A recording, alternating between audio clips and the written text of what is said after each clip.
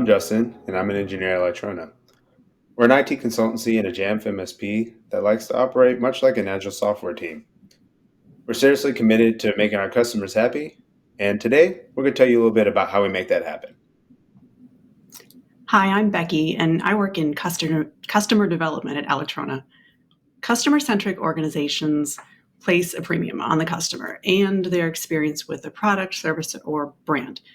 Whether your customers are internal stakeholders in your organization or they're external customers, if they aren't thriving, your company's profits and your team's happiness are going to suffer.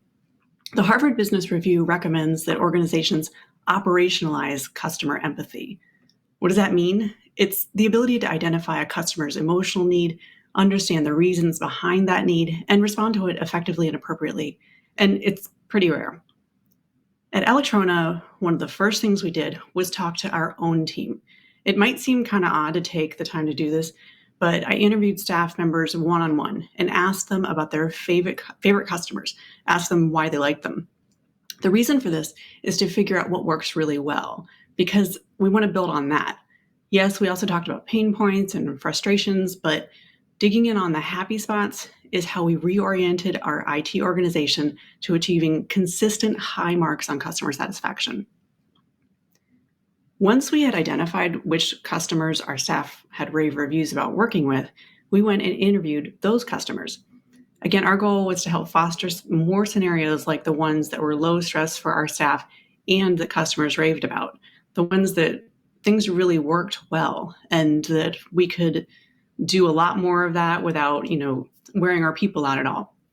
So we also want to make sure that we're doing more in the spaces that we just naturally have the ability to, grow in versus the ones that might be harder for us to actually scale because if we aren't happy and our customers aren't happy, it's not really worth building on that. So to prepare for our customer interviews, we researched the different roles that were inside the organizations. We made sure we had private time to talk to people who have probably different opinions and perspectives and needs. One team member may want to slow a process down and add more steps while somebody else wants to speed it up. Leaders and frontline workers often have at least some level of disagreement, and we wanted to make sure we got to really hear those things in as unbiased a format as possible. So interviewing frontline employees without their boss present was pretty essential. We interview different executives separately from one another because sometimes they will have a completely different take on direction of the company or what things they think are really important. We made sure that the team conducting the interviews had some diversity and also had empathetic listening personalities to provide comfort for the people being interviewed. You can't just put anyone into the interviewer role and get open and honest answers from people. Some people have an intimidating personality, or if they're the person who's delivering the service, they might get defensive if they're told that they're failing. So we wanted to make sure that the person that's doing the interviews is someone that is just easy to talk to and that really can pull out of people what their honest feedback is about their experiences working with our team.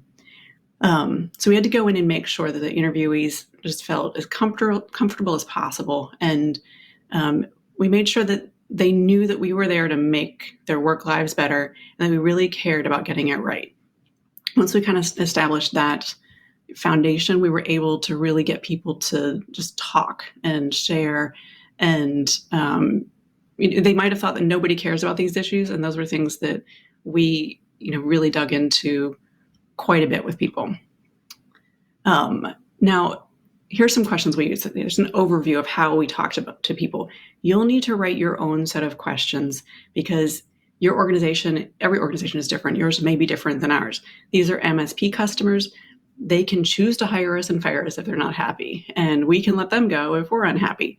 Your organization may not look like ours exactly, but you can still create a set of questions that's tailored to the space that you're in and to really get to know your customers. So first we ask them about their role. What is your role? When did you join the company? Tell us about their backstory a little bit. We ask them about their history with previous IT experiences. So, in some companies, they had other MSPs prior to us. They'd had other experiences. And then also sometimes even in other companies that they'd worked with. Maybe they had a wonderful experience that they've always been wanting to, get to experience again, and wanted to hear about what worked. What did they like about it? Why did they like it? We also asked them about their pain points. You definitely need to dig into that and see what's, really not working for them. Some personalities will just talk at great lengths about the negatives, and some people will say that everything's fine when it isn't. So you have to kind of work with the individual person, asking more questions to get a real sense of it. So if they're a really big complainer, try to get a sense of how big this issue really is, or if this is just, their moment to vent and they're not going to care about this tomorrow. So we also asked them, how are things different with Electrona, with our company, with our team? And, what's different from us versus other providers that you've had? We got some great language out of that informed all kinds of things for what we needed to change our company. We asked them to describe our company. We actually ended up using a lot of phrases that people described us as in our marketing materials and in our communications to explain to others what we do. Because sometimes a customer will have a way of phrasing it that would never just occur to you as the person delivering the service. We talked to them about their values. We asked them, why do you do this job? What motivates you? What are your, dreams in this career? Why did you get into it? And that helped us really understand what they care about. And even in their workday, the elements of it that we can support to help them thrive. As the IT service, we can help them achieve their dreams. And we really got to hear a lot about what those dreams were. We asked them, how what we're doing as a company, how Electrona allowed them to do things that they couldn't as well or before. So that gave us a lot of information for our case studies about things that we had helped them accomplish that we might not have known about if we didn't ask. We asked them what we can improve, and we didn't allow anybody to get away with not giving us some kind of suggestion of how we can improve.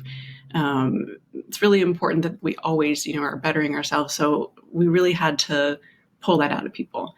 We asked them to talk about the future. We needed to know if they're going to buy another location or if they're embarking on a whole new big project that they're going to be asking us to support.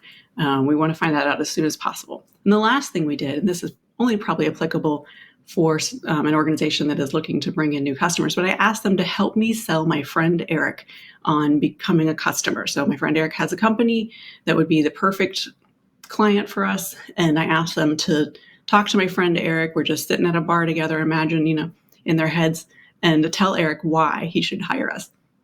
And we got the greatest language out of that. It really helped us understand how customers view us and how to talk to others about our company.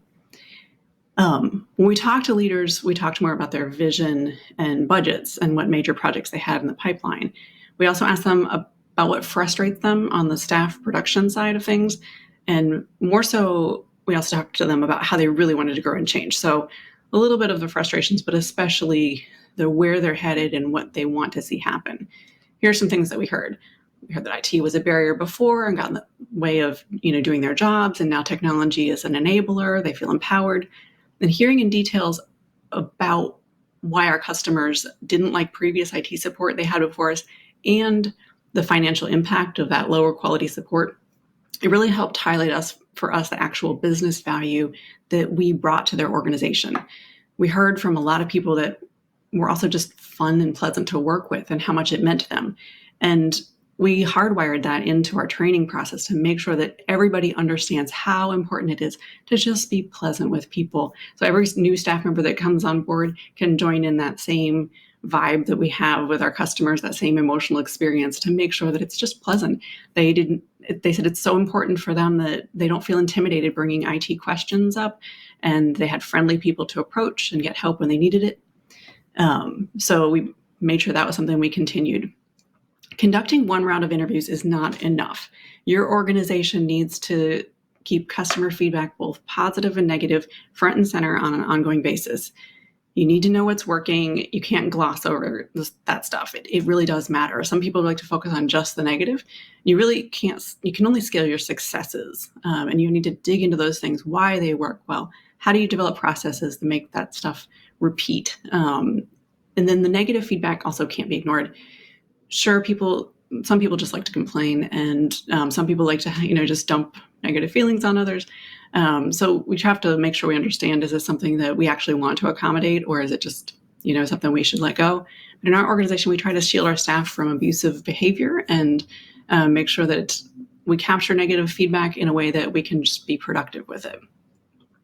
One of the biggest things that we were able to do with all the feedback is build new products and marketing materials for our organization. So we created case studies highlighting not just what we did, but how our support specifically helped our customers grow numerically, both in numbers of staff members they were able to support, in their lean management processes, and then actual finances. So if we didn't ask, we would never have known that. Being a listening organization means that you hear feedback and shift your own processes pretty rapidly when new needs arise.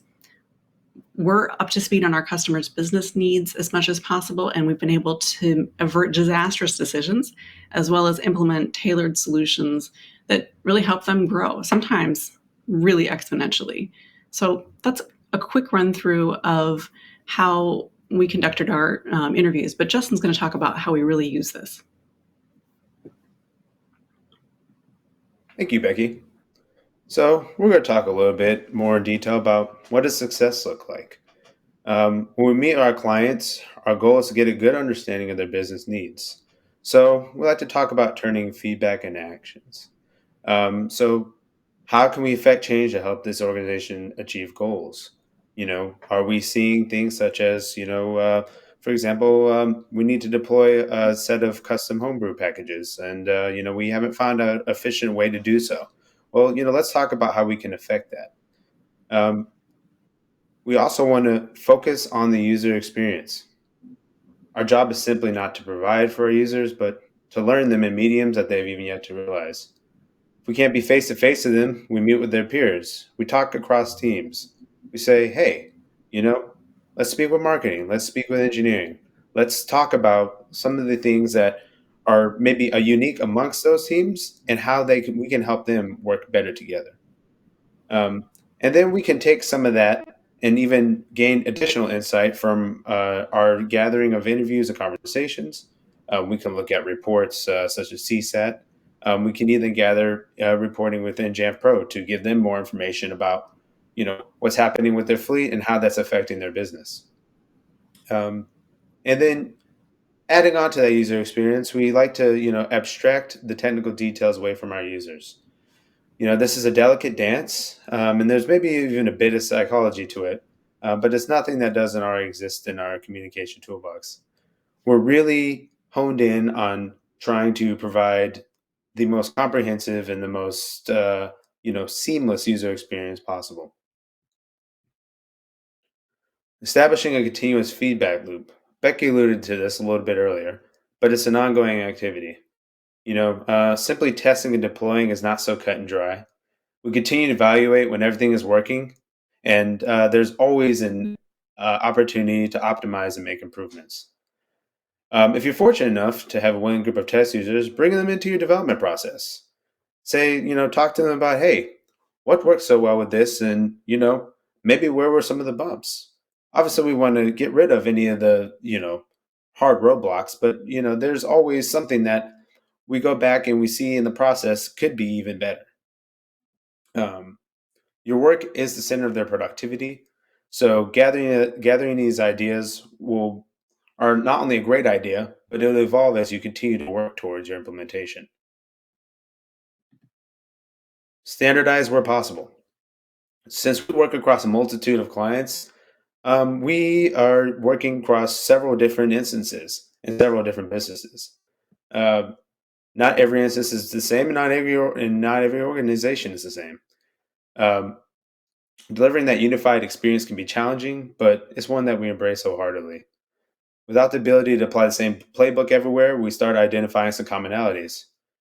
During our discovery, we build out, a list of common applications and tools, and we continue to build that and manage that across all of our clients' instances, as well as, curating the unique set of things that are required for each organization. We add these items to our automated enrollment, and even provide them as items for users in self-service. Um, Another way we can actually standardize is with our Jamf Pro instances. We've actually found out, or we've actually built some unique ways of keeping all of our instances up to date using version control and also Jamf API to make sure that, for example, our endpoint scripts are kept up to date across multiple instances. Finally, kind of tying this together, I like to talk about self-service. Self-service is probably the most powerful tool that allows us to deliver a unique hands-on experience for our users. Um, like I mentioned earlier, during our discovery, we built out a catalog of those tools and software, and we actually provide a custom catalog and a unified catalog together. Um, and the way we do this is obviously we identify the software packages, we make them available, and then we also provide some unique tools specific to each client. An example of this is we have a creative branding firm that we do some work with. The firm had a need to eliminate corrupt fonts from the user computers. So we made a tool available in self-service that actually helps reset their font system fonts for them. Another unique thing that we were actually able to provide across all of our clients are health check notifications that are delivered right to the end user and give them additional action items to take instant action on things such as full disk, aka root capacity, or excessive uptime. We love building things, which is why we do what we do.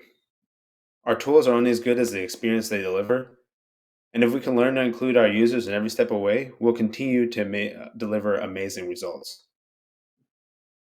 I'd like to thank you guys for taking the time to listen to us today, and we really appreciate it.